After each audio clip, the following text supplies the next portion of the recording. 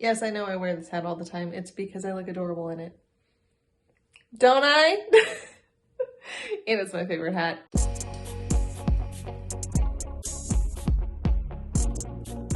Hi, and welcome to the Midnight Reader. My name is Rosica, and today we are going to be doing some stuff. We're going to do a couple chores, and then we're going to do a tag video, because that's the energy we have today. So first off, we're moving soon. So slightly out of frame, you can see my chaos. This is the staging area for my move. So just out of frame, chaos. Anyway, so I need to chop my vine. You may have seen it behind me in my other videos, but it has grown. It has shot up, which is not convenient for moving. Today it fell off my thumbtacks, and homegirl just like fell right down. It's quite tall, which makes it very inconvenient to move. So what I'm going to do is I'm going to chop it, propagate it, and stick those in water, because then I can at least throw that in my cup holder in the car. So we're going to do that. We're going to chop this down real quick and make some more plants, because we're gonna clone today. Before you propagate and cut your houseplants, it's always recommended to clean your shears and sterilize them with like Flame. I use just alcohol, just rubbing alcohol. And that cuts down on viruses and spreading diseases among plants.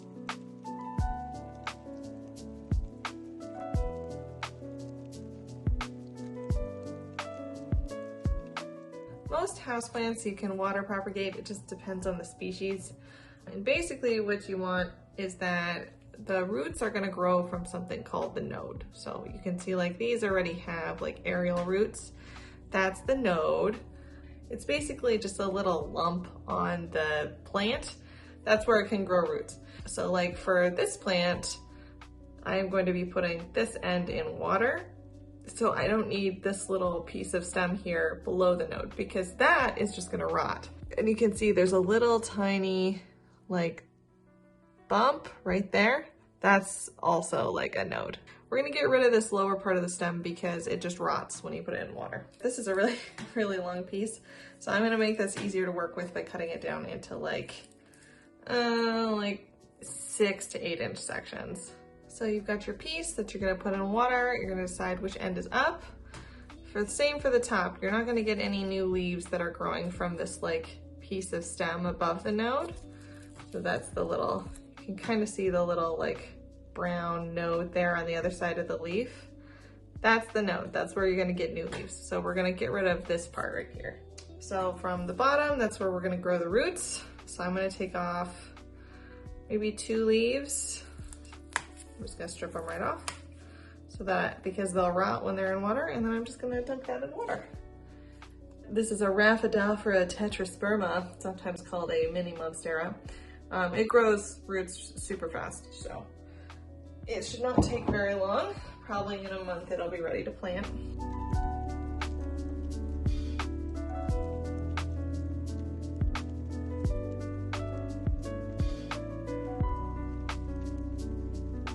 Here's a tiny piece you can see really well. The little brown node right there. That's where you're gonna get stem or leaf growth. So we're just gonna strip off that bottom stem. You can see there's a little node on the bottom. And we're gonna just pop them right into the water. Ta-da! Then these will all grow new roots in the next month. And then we can see my vine has significantly been shortened. And he's now a manageable height for transportation. Since he's now only about 1 foot tall. And then I'll just probably get a slightly bigger pot, and when I move I'll replant him with all the cuttings that have rooted, and we'll make him a little bit bushier so he's not just one big little vine. All right, that's enough plants. This is a book channel. So I'm in the middle of moving stress, and that's gonna go on for at least another month. Yay! And when this video uploads, I will be going on a ski trip with some friends. I'm not actually here right now. This is movie magic. So between that and the fact that my video last week was a little bit heavier because I was talking about banned books, which by the way, thank you everyone for being very nice and very supportive and saying really nice things, and also being really excited to also make videos about reading banned books. please see that video below. I'm also going to link the playlist for that tag that was made by Bookish. So if you do decide to make a banned books video, just make sure you use the hashtag readbannedbooks2022 so he can find you and put you in the playlist. Everyone was really nice about it, but it was definitely like kind of a harder video to make. It was talking about like more difficult topics, so I thought I'd just do something kind of easy this week. Also, because my life is a chaos disaster. So I was tagged a while ago by Camilla from Hasty Books in the ratings and reviews tag, and I thought I'd just crank it out today because, you know, I've been making lots of book reviews lately, and maybe it would be interesting to know what my process is. This tag was originally created by Gunpowder Fiction and Plot, whose channel I will link below. The first question in the tag is to tag other folks, which is kind of nice. They get that out of the way nice and early. I'm gonna be tagging Mel from Mel's Shelf and Jay from My Quarter Life Crisis to do this tag. I hope you guys do it because I always enjoy watching your reviews and I like to know how you come to your reviewing conclusions. Question 2, how do you know you've just finished a good book? Is it a thinking or a feeling response? For me, it's 100% a feeling response. I know if I like the book or not. I tend to adjust my ratings based on the thinking response. So I initially know whether or not I like the book. It either gave me warm, fuzzy feelings or I wanted to throw it across the room. Then I adjust my ratings a little bit based on a little bit of intellectual analytics. Question 3, when you begin to form your review/rating, what is the first question you ask yourself? The first question I ask myself is whether or not I liked the book and why I liked it. Because I'm not a professional book reviewer, so my reviews are whether or not I would recommend it to other people. I'm a basic booktuber, so basically I'm just looking for what were the reasons that stood out to me as it being something good or something special. This is probably more interesting for when I don't like a book because I spend probably way more time trying to figure out both why I didn't like it and what I can find that was redeemable about the book, because I never try to just, you know, shit on a book of, oh, I hated it, and not try to spend a little bit of time to figure out why. Question 4, do you do star ratings? Why or why not? Yes, I do star ratings. I think that they are a fairly universally understood system, even though the system is unapologetically flawed, but I think people understand the difference between a 5-star book and a 1-star book. It's a very simplistic way to review books, but I am not a professional reviewer, and if you read professional book reviews, you'll realize they're like pages long and they're going in in-depth places on the motifs of the book, on the voice of the book, and I'm just trying to get a quick and dirty point across of whether or not I liked it and how much I liked it.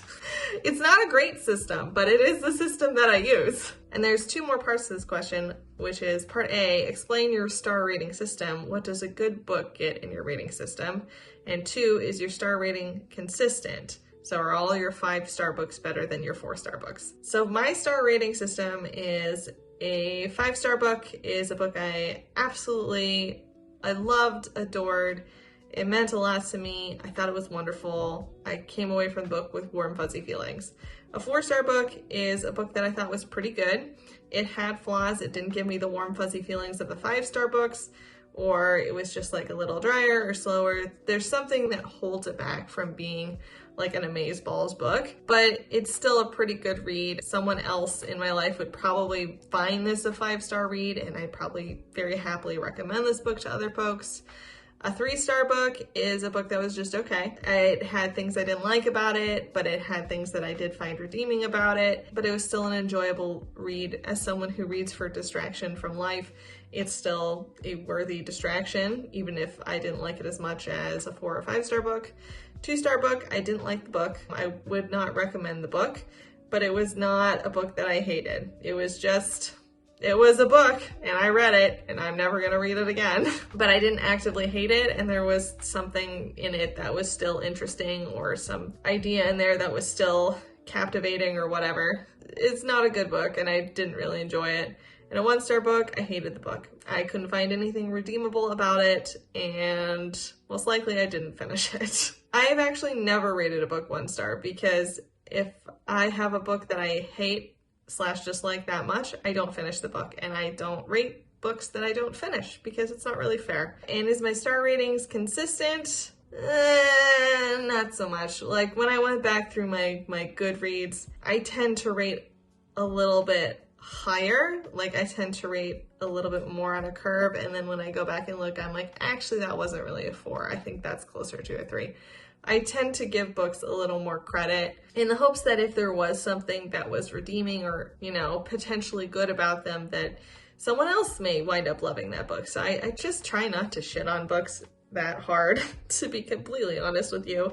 Also, if they're like small authors or first like debut novels, I just try not to shit on unless I just relentlessly dislike them.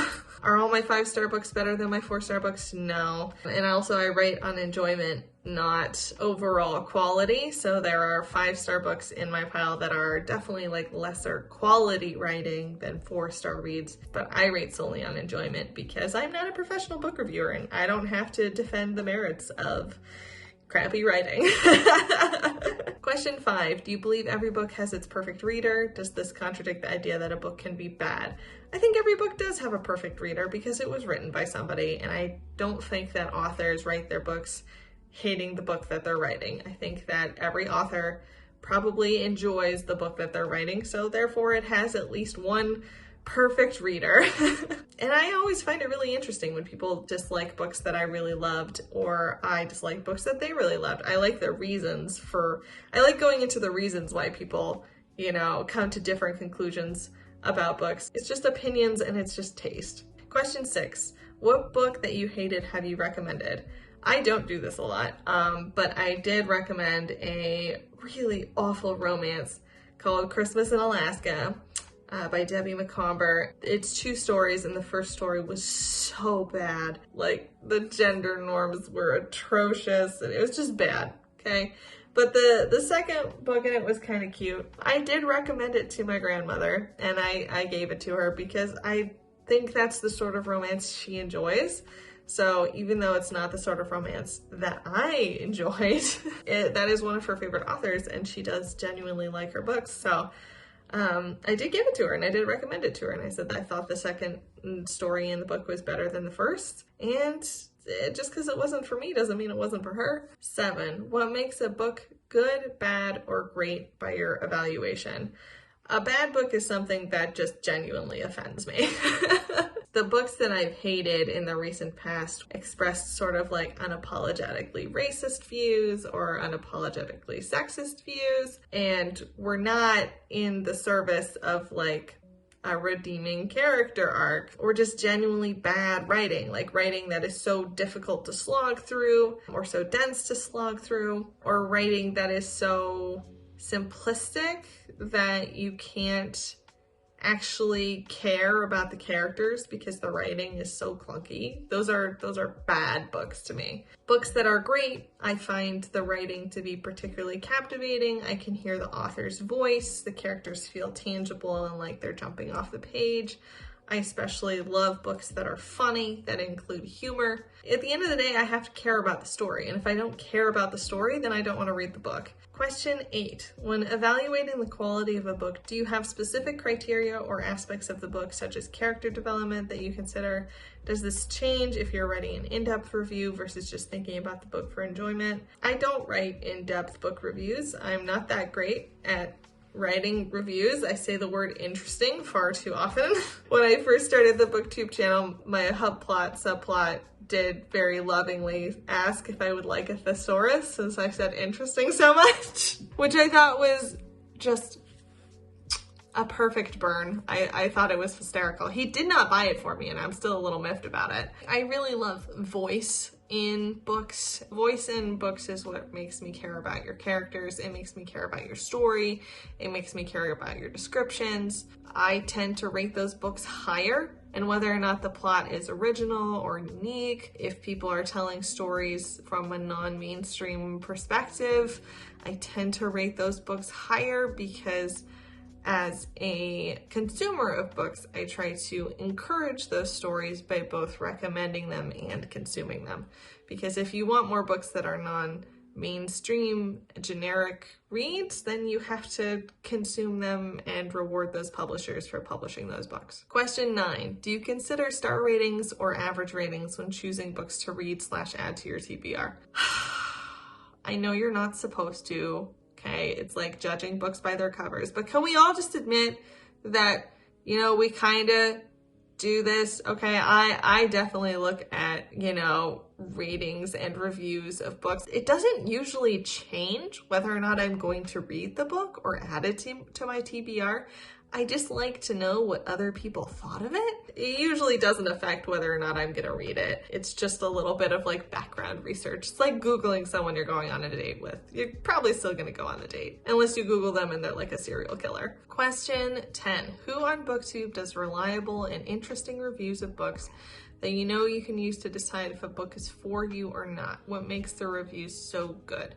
So I've never actually found anyone on BookTube where I'm like, oh my God, every book that they love, I'm gonna love, so I'm gonna pick that up. I have a really eclectic sort of reading taste, so I just haven't found anyone who matches me particularly well. And that's fine. I just like seeing really good booktubers go to bat for something they really love, even if I don't enjoy reading it. I love Allison Pages, who changed her channel name recently. She used to go by LEV. I love her book reviews. I love her videos in general because the editing is amazing and the music is wonderful, and I just aspire to be her, even though my reading tastes don't always align with hers. And she's definitely hated books that I loved, and I've hated books that she's adored. But I always find the books that she reviews to have a lot of merit, even if I didn't wind up enjoying it that much personally. Like, I just like picking up the books that she reads. Probably the other one would be from a podcast from two booktubers, one current, one former, and that is Books Unbound. I have picked up a lot of books that they reviewed on their podcast. Again, some I loved, some I disliked, but I just find a lot of really lovely reads from them, even if I wind up not rating it that highly. I'm also going to throw a shout out to Jay from My Quarter Life Crisis, because I think her book reviews are hilarious and her sense of humor matches up really well with mine. And even if we don't read the same books all of the time, I just really think her reviews are super funny. Hi, Jay. Question 11 is sort of on the back of question 10. Do those booktubers use different language than you to evaluate and review the overall quality of a book? I think they say interesting less often. I think Allison from Allison Pages has been doing book reviews for a long time. I think the two podcasters I mentioned, Ariel and Raylene from Books Unbound, were on BookTube for a really long time before they started their podcast, and they're both really good at talking about books. So I think they've just developed those like reviewer language skills to the point that I have not yet. And then Jay, like I said, she's just super funny. Like, I just think she's hilarious. So yeah, I'm sure they do use different language. I haven't taken notes on how they talk about books. I just enjoy listening to them. I think the reviewers that I mentioned just make really quality content. So that's the ratings and reviews tag. I hope that illuminates slightly how I talk about books. I don't know that it did that much, but whatever.